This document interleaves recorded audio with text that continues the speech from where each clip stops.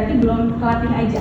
Karena yang namanya public speaking atau teknik presentasi itu bukan bakat yang diturunkan dari Tuhan, bukan. Tapi itu adalah bisa dilatih. Nah, siapa sih the most captivating presenter in the world? Ini siapa? Steve Jobs. Kenapa dia bisa dibilang the most captivating presenter, bisa dibilang sebagai best storyteller di dunia? Kenapa? Karena bahkan orang yang udah meninggal pun produknya masih laku keras sampai sekarang. Produknya ada MacBook, ada iPad, iPhone ya, masih banyak yang pakai. Nah, ini ada rule of thumb yang disampaikan sama Dr. John Medina ya. Katanya kalau misalnya informasi yang disampaikan berupa oral atau lisan, disampaikan secara lisan, itu efektivitasnya hanya 10%. Kalau informasinya berupa visual, itu efektivitasnya 35%. Kemudian hanya dipaparkan dengan gambar, itu efektivitasnya 75% lebih efektif daripada yang hanya sekedar teks only. Misalnya dalam konteks K3 sekarang, misalnya teman-teman lagi mau menyatakan kecelakaan kerja, apa yang ditulis atau disampaikan? Kan bisa cari ya gambar kecelakaan kerja, disampaikan ya. Jadi semakin sedikit semakin baik.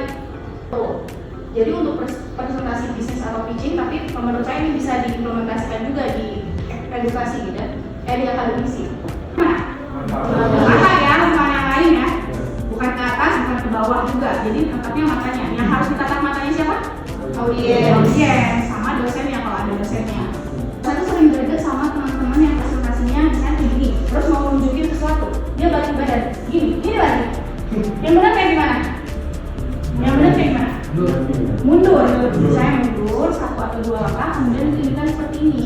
Makanya ketika kita presentasi berkelompok itu langsung diatur posisinya. Misal ini Fadli, gimana caranya pas Musab mundur dan nabrak Fadli. Ketika presentasi kelompok biasanya yang sering terjadi adalah yang lagi berbicara di depan teman-teman yang lainnya ketakilan, ada yang main HP, ada yang ngelamun, ada yang ini di belakang kan, sering terjadi kan yang kayak gitu, ada yang ngelamun.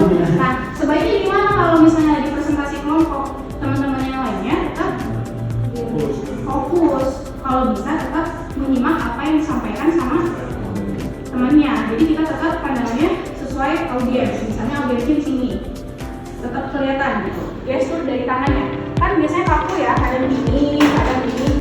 Nah, jadi di mana kita memainkan tangan? Batasnya di mata sama di sini. Di mata sama di sini ya. Jadi ketika kita menggerakkan tangan bukan di sini, bukan di bawah ini, ada atas sini juga. Jadi di sini sama di sini.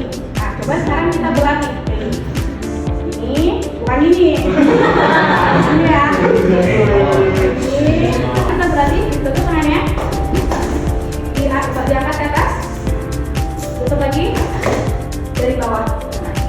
Jadi posisinya lebih baik kayak gini. Jadi ketika menyampaikan kalau ada yang ditunjuk ke samping, tinggal nunjuk gitu ya.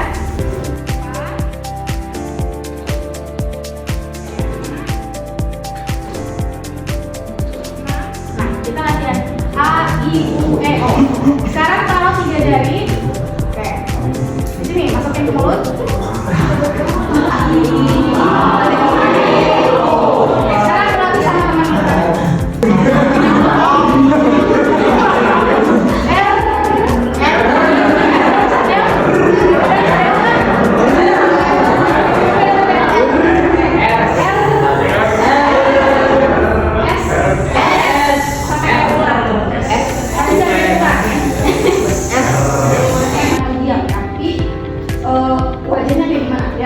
Oke teman-teman, minta perhatiannya sebentar ya.